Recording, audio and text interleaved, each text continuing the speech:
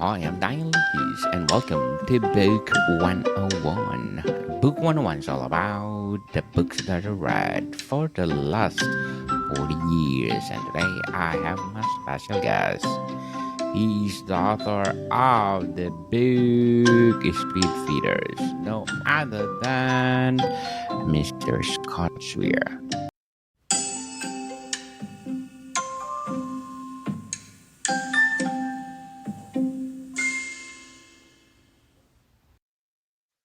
Oh, nice to meet you this morning, Daniel.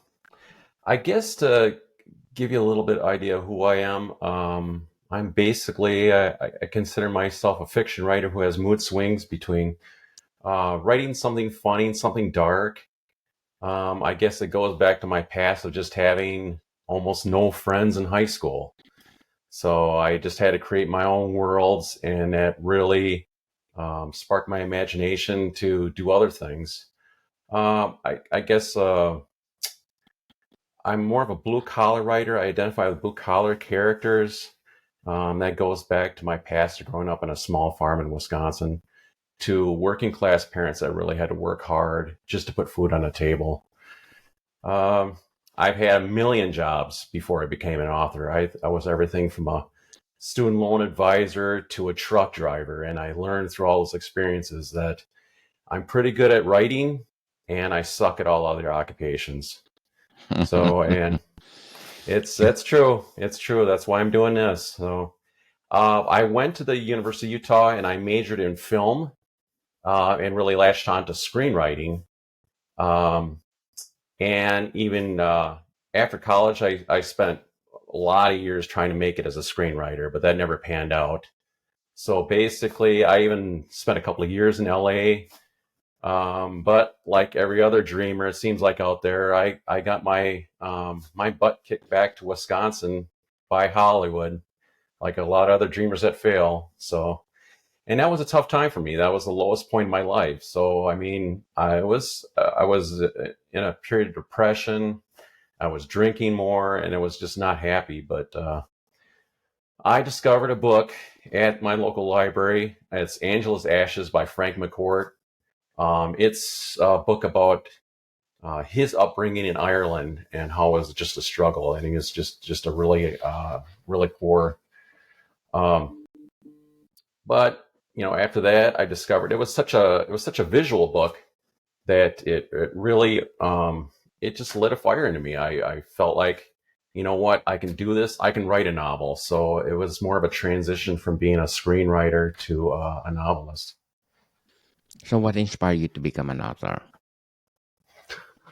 Oh, um, that that was it. But the crazy thing is I would say I made more of a transition from being a screenwriter to a novelist. So, um, I would say one of the big things for me is when I had a writing breakthrough in college. I had my first screenwriting class, and we had to write a full-length screenplay, which is a pretty difficult course. We had a high washout rate. So it was a strange thing. I mean, I never had done it before. I didn't know how to start. I had no way to know how to do a full length screenplay, which was intimidating. So there was just one day where I took a CD Walkman with me. I took just a notebook, a pen, and I went to the Subway sandwich shop on my campus at the University of Utah. It was about 9 o'clock in the morning. Right when they opened, I started writing. I mean, I felt great. I mean, I was writing, writing, writing, and it all was all going really good. And what was strange was, is I looked up at the clock and it said 9:30. And I'm like, man, I know I've been writing for longer than that. I was really frustrated. I couldn't believe it. And then I turned towards the windows that face the street, and it was pitch black outside. I had been writing for 12 straight hours. I didn't stop to eat. I didn't stop to use a restroom. I didn't stop to do anything. So that was when I had a major breakthrough just writing wise, separate from being a novelist. So that's what really launched me. So I was basically launched as a writer through screenwriting, and not a novelist. So this is more of a transition for me than anything. Mm. Can you tell us about your writing process?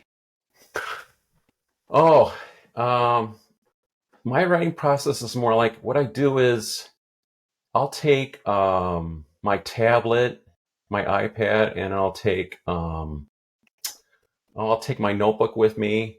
And what I like to do for the first half hour is just I'll play games, I'll read emails. It's just anything that gets me from the real world into the writing world.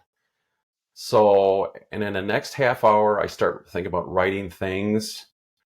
But once I've got that hour where I'm listening to music and I've got a separation from the real world, and then I'm able to write, I'm able to get into that transition. I mean, I wouldn't be anywhere with this without writing discipline. That's the only thing that gets me through this whole process. What challenges have you faced in your writing career? Oh man, I would say the big challenge that I faced with Speedfitters was it was my first novel. Um, so I did my first draft. It came out to be about 380 pages, and then I handed it off to my um, editor for his first reaction, and he said I lost the trail of the main characters, and then he said I lost the trail of main characters, and then it just the story went off on a tangent. It went off, so I said, well, okay. I mean, I unfortunately I agreed with him. That next day, I had to toss out half the book. I tossed out 200 pages, half the book, which is about 6 months worth of work. Congratulations for your first novel, Mr. Scott. So, how do you handle writer's block? How do I handle writer's block? Boy, you know what? And the funny thing is, I don't know if I've really ever had writer's block, and I guess that's going to sound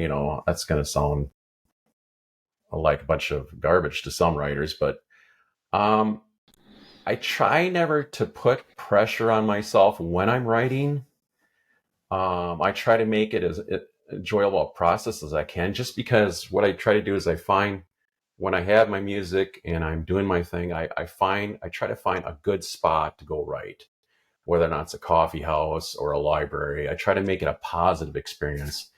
And to me, that kind of it makes me want to write instead of forcing me into that process. What authors or books have influenced your writing and more? I'd say probably my two favorite writers are Stephen King and Elmore Leonard. Um, Stephen King's my favorite book is Misery. Well, it is about a writer, so that's probably why it's my favorite book. Elmore Leonard, I really like. I probably like Get Shorty and Be Cool, the two series that got made into movies. But also, what I like about them is they have a really a clean style. It's an honest style. But they also like to sprinkle in.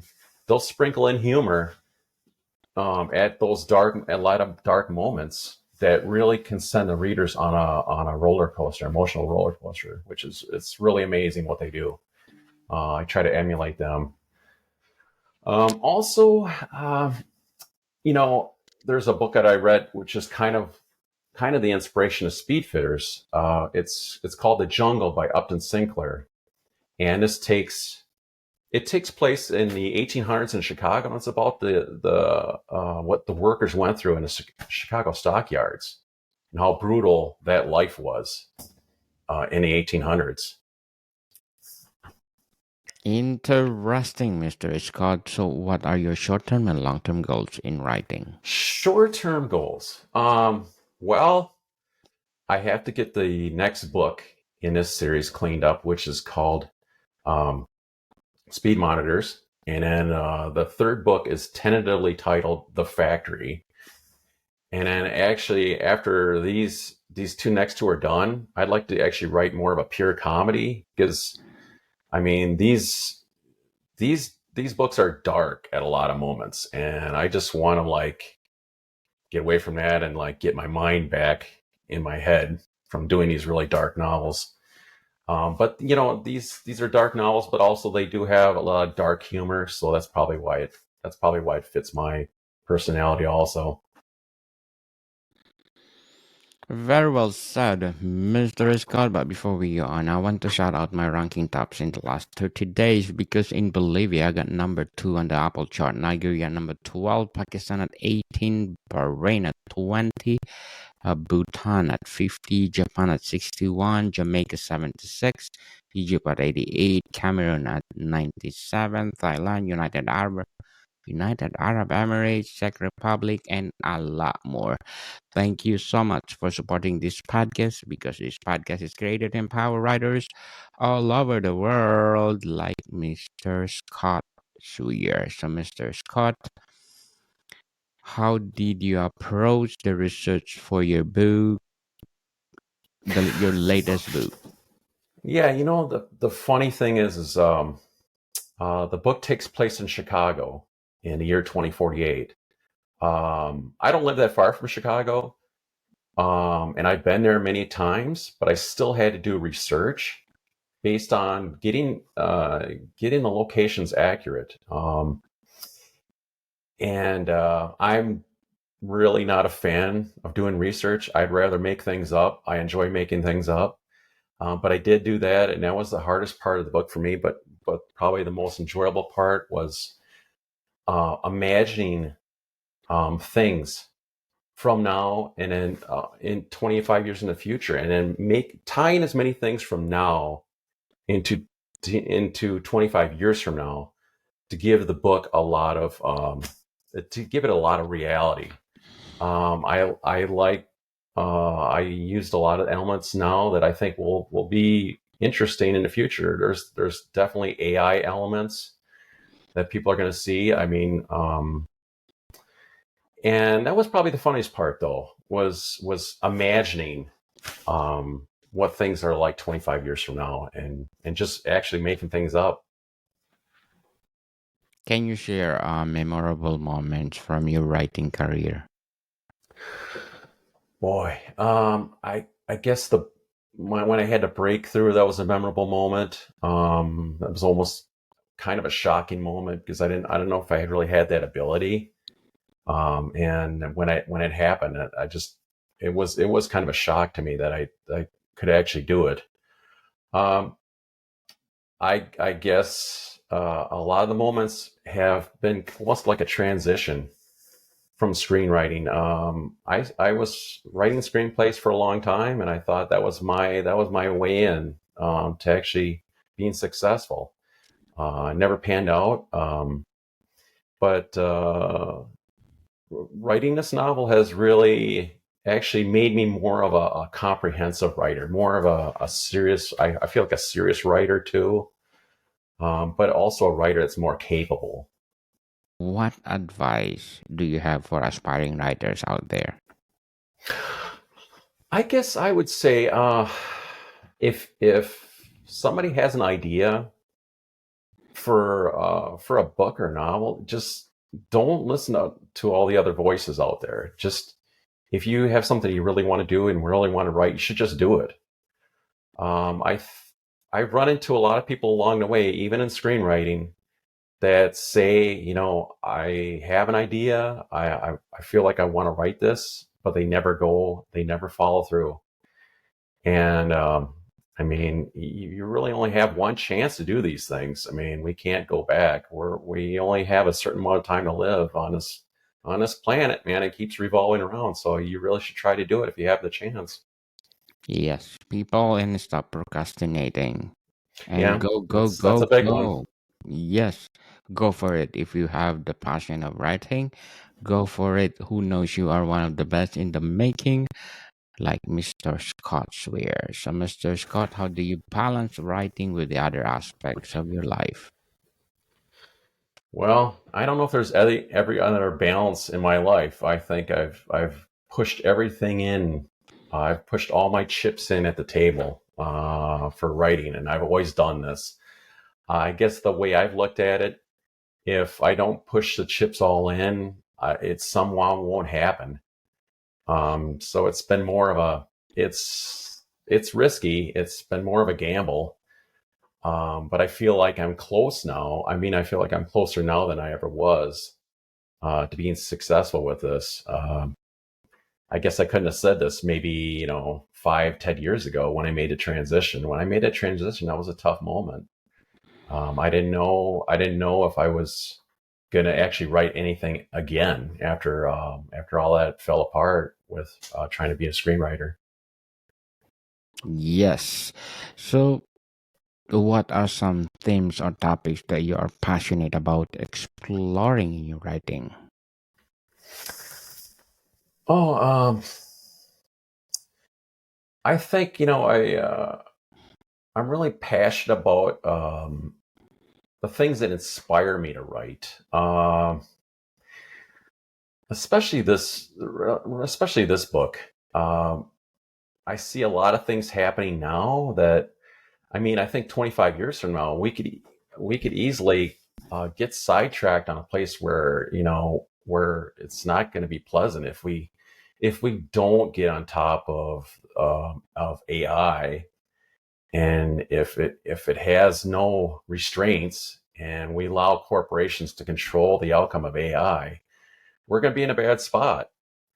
Um, and I think people have to think about it that AI is not going to be just like a bad Terminator movie. We're all going to be killed by some robot. That's not going to happen. But what's going to happen is there's going to be a whole lot of people that are going to be displaced.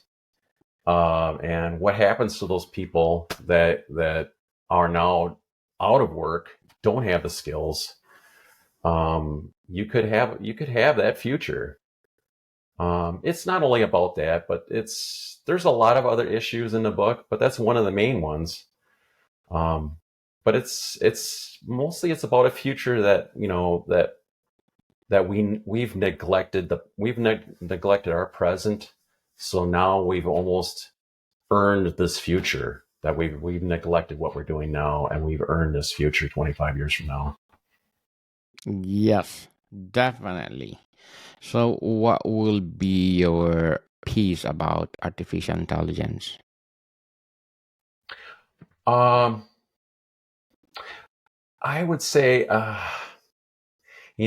there's it's interesting. One of the chapters, chapter 11, is probably one of my favorite chapters because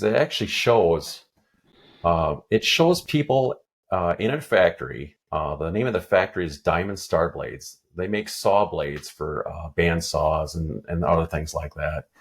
So you have three generations of people working together on the same assembly line.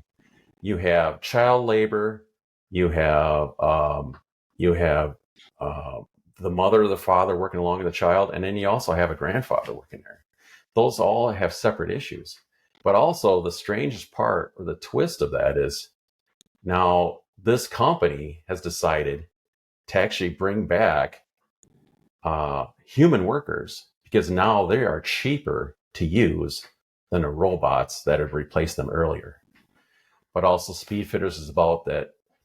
It's a parts reclamation company. So what happens is the people that do lose limbs while they're working on the assembly line, there's a Speedfitters person that comes in and replaces their arms and legs. So the crazy thing is as these people lose their limbs, they get Speedfitters arms and legs. So they start actually looking like the AI robots that they've replaced on the assembly line.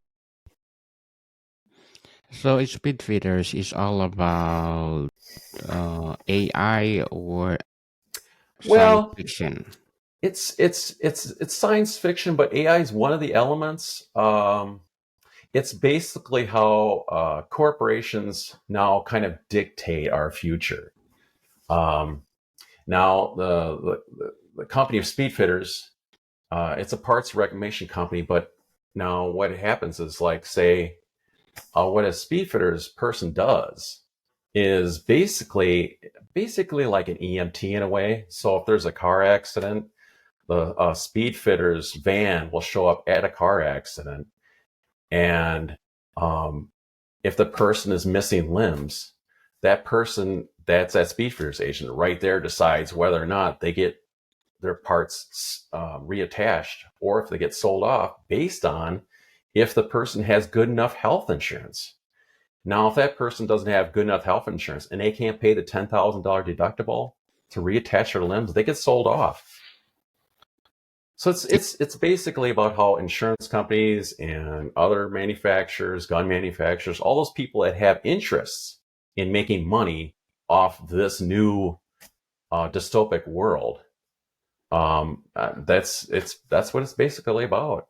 It's people. It's the corporations that have more control of the world and are deciding our futures.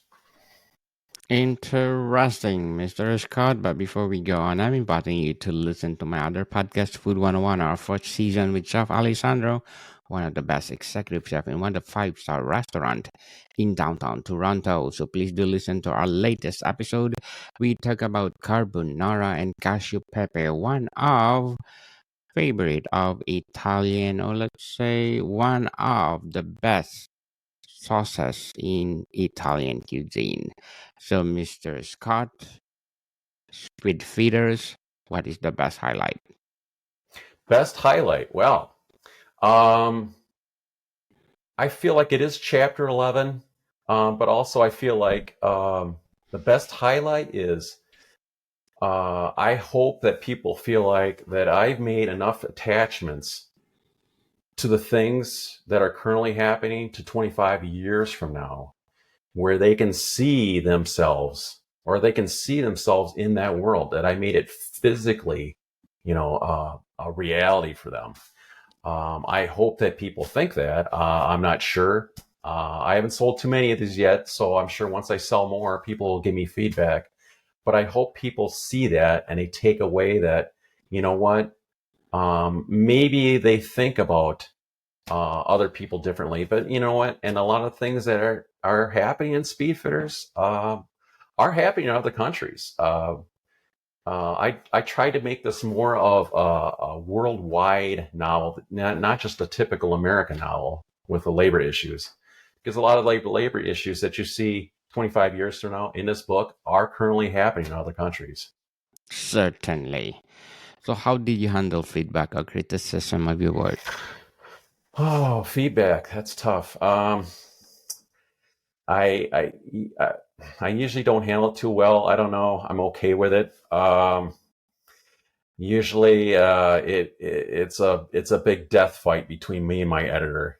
Um, and but you know what? I've gotten better at it. I have to say, because I've been doing screenplays for a long time. So what it basically is now, it's just I try not to, feel like that I'm bulletproof. I make mistakes, and I want the real, I want the real story to come out.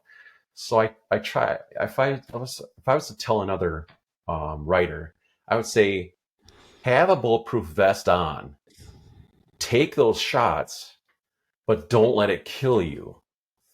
Be able to take the criticism, but don't let it kill you. I mean, I try to feel like I have a bulletproof vest on when there's criticism coming. Very well said, Mr. Scott. So, what is something you wish you had known when you first started writing?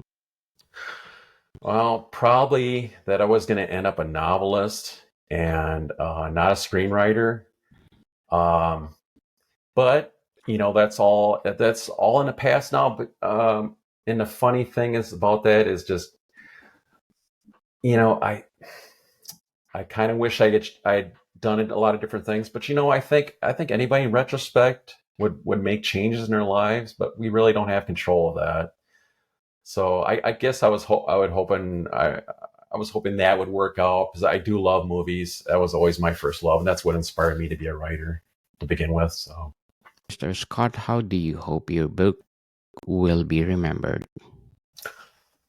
I hope it'll be remembered as something that that really challenged people in a way. I mean, like I said, I'm more of a person that attached themselves to blue collar stories and those kind of people, but working class people. And I think that we fail to understand that anybody that has a boss is a working class person. The only people that really aren't working class are the ones that don't have a boss. And we all pretty much have a boss, so we all pretty much are working class people. And if people would think about it that way, they would understand that. Um, I just try to hopefully it's the people that are in that position will relate some way to the book, but also I guess I want people to be a little bit, you know, more cautious about what's going on now and then think about what's going on 25 years from now. I mean, things can change really easily in a short period of time. Yes, definitely. So, Mr. Scott, can we listen some of the chapter of Yeah. Speedfitters? Yeah, I'm going to read from chapter 2. To me, it gives an overview. It'll help the readers out. It gives the world. It gives people an idea of what that world's about. So this is from chapter 2. Dad would always say, "College is for rich kids," knowing he have to sell everything for my brother, or me to go, and it wasn't fair for them to make that kind of sacrifice. Besides, I always got bad grades and never saw the value of education. It would have been money wasted. After graduation, we had a career fair, and the usual recruiters were there: military, police, and corrections. These are all the jobs that people like me, the C students, are destined to fill. And this is about my main character, Stephen Kelly. He's talking about himself. The first person I talked to was a military recruiter. He had videos showing the exact places I'd be traveling to while on duty. But in 2030, when I graduated, just barely, the North African Freedom Sweep was in full swing. 1,000 body bags coming home each month didn't make his option an attractive one. The second table had law enforcement, who didn't work too hard corralling students. They knew their job wasn't any easier than a soldier's. Cops getting picked off in patrol cars became an epidemic in the late 20s. A recruiter who worked for the prison system was my final option. She tried to explain how I'd be helping people better themselves, reintroducing them into society. If it hadn't been for a prison riot that killed 15 correctional officers only weeks before graduation, I would be a correctional officer today. A late arrival at a once empty card table gave me new hope. "My name's Russ Dydek," he announced while I took a seat. He had a buzz cut with dyed red hair and a weathered face. Holding a cigarette with one hand and sipping from a foam cup of coffee in the other is why Russ never offered to shake my hand. Russ was a recruiter for reclamation officers and explained the details of this newly created occupation. I would be the first to arrive on an accident scene, administer first aid, and collect separated limbs, rushing them to the nearest hospital. Insisting that I call him Rusty, he went on forever about his 20-something years as a medic, mostly about Afghanistan, patching people together after they've been blown apart. Finally, he told me, "Don't believe the BS from those other idiots," pointing at the other tables, grinning. He talked the whole time, but I was okay with listening, along as his burnt cigarette breath pointed east and I took my breaths from the west. Rushdie never sugarcoated what the job was, which probably attracted me to it. I liked the idea of helping people, and knowing I would have a guaranteed job after only 6 weeks of training was icing on a cake. I enjoyed my first few years on the job, relocating to Chicago, and the pay was good. I was newly married with a baby on the way, able to build a house and buy a new car. But everything changed. My company, Speedfitters, decided to link people's limbs with their ability to pay. If you don't have the proper insurance to stitch your parts back on, they get sold off. Half the time, people can afford to have their parts reattached, and the other half become halved. How many people can afford to pay $10,000 deductible before insurance kicks in? This changed everyone's perception of my job forever. No longer the knight in shining armor, I would be the vulture picking your bones. People who can't afford the reattachment of their limbs create a need for arm and leg prosthetics. Hospitals, insurance companies, gun manufacturers, and parts reclamation companies fought over this newly created market. Speedfitters was the quickest on the draw, capturing over 50%. The more I drive around Chicago, the more I see Speedfitters, black, carbon steel prosthetics. Somewhere a kid is playing baseball with a Speedfitter's leg. Somewhere a woman is carrying groceries to her car with two Speedfitter's arms. Somewhere a guy is walking dogs with Speedfitter's arms and legs. Rusty loves to remind us how successful our company is when we see people walking around wearing our prosthetics. I think we've gone way beyond helping people. Everything now amounts to a big corporate circle jerk. Manufacturers make guns that blast off parts. The hospitals sell or reattach the parts, while insurance companies sell expensive policies so only the rich can keep their parts. And my company, Speedfitters, is in the middle of the whole mess, scraping up what's left. I guess I shouldn't complain about job security. And now that part is where Steven is actually at a high school job fair. And he's a C student and he's just trying to realize, okay, I don't have the money to go to college. My parents aren't rich. So these are the decisions I have to make. Am I going to be a cop? Am I going to be a soldier? Well, he ends up being a Speedfitters parts reclamation agent. Interesting novel, Mr. Scott. Can you please invite our listeners to support your latest novel? Okay, and Speedfitters, people can find it at barnesandnoble.com and amazon.com in print and ebook form. And also, I know you have a lot of other listeners in other parts of the world. So they can easily find it at smashwords.com in like an EPUB or an ebook form. Um, and if people want to follow me, they can follow me at Scott Sweer dash author on Facebook. And, they can like me, whatever they were, or not like me. I don't know. But also, if they're having a hard time finding a copy of the book, I mean, I could help them out too. I could track one down for them.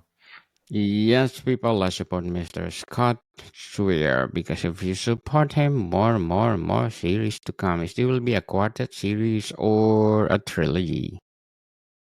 It's well. Here's the thing. I know it's going to be at least 3 books. It could be more, but the second book is pretty much done.